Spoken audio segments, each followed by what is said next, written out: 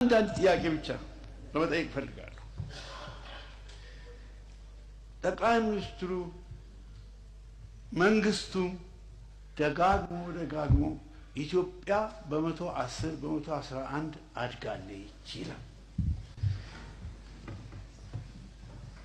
እኔ እሳቸው የኢትዮጵያ ኢኮኖሚስቶች ሁሉ ያውቃሉ። በ111 ማደግ ማለት ተአምር ነው።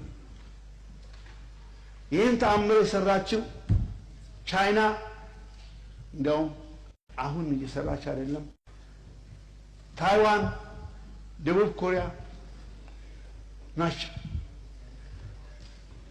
እንዴት ኢትዮጵያ በ111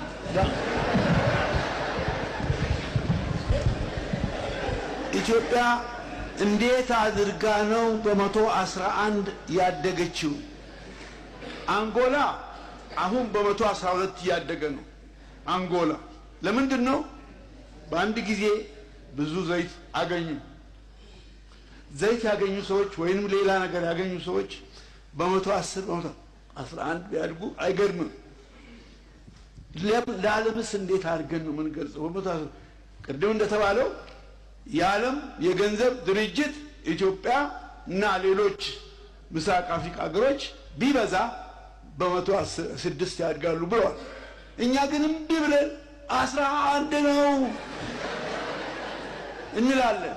ይሄ ተገቢ ነው ወይ?